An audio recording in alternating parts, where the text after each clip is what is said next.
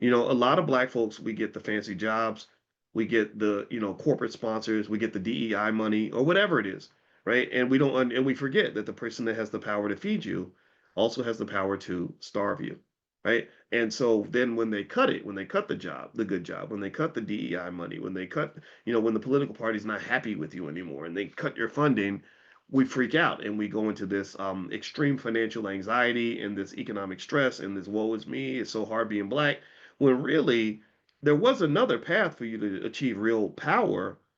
But the reason we might not have chosen it is because it's like, well, why spend 5 or 10 years building something when you could just be, flashy and exciting in 6 months, right? When you could be the hot Negro in town, because you got the right job or the right opportunity or the right whatever. And this is something that's really dangerous. This is what the job seeking culture does to black people. I'll never forget. I got furious when I read a black publication that wrote an article about Tamron Hall. I think that was who they were talking about. Who they said Black history was made when Tamron Hall was the first black correspondent on the Today Show or something. And I said that's not Black history. I said because when you tell me that that's Black history, that a Negro got a job, I said what you're telling me is that black people don't make black history, white people make black history. Because black people didn't choose her for that position, someone else did. The person that owned the company chose her. So that's great for her. She deserved the job.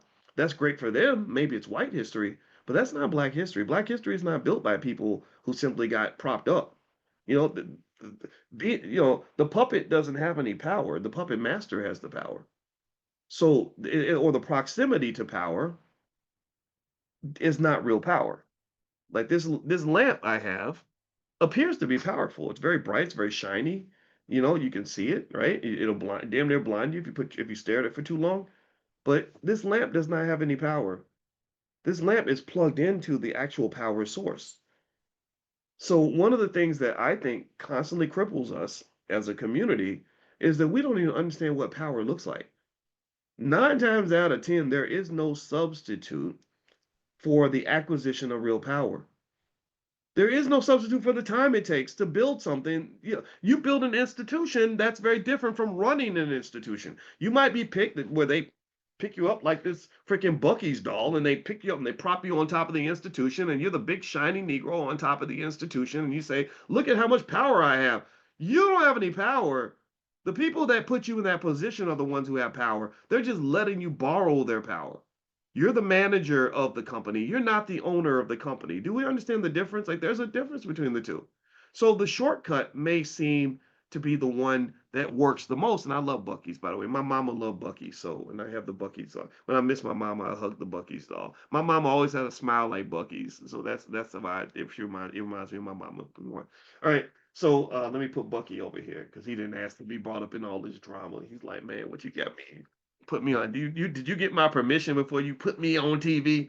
All right. So anyway, with that said though, proximity to power is not the same as having actual power. And I think the utility maximization effect, especially in a culture where the bright shining Negro is the one that we celebrate, the one that's on TV or the one that won the award, or the one who got the good job, that causes us to miss out on what real power actually looks like. Um, with that being said, the last one is there's something called social capital dependence. And so wealthy people can offer more than money. They offer a lot of access, proximity to influential donors, things that strengthen your social status, stuff like that. They give you a lot of clout, right?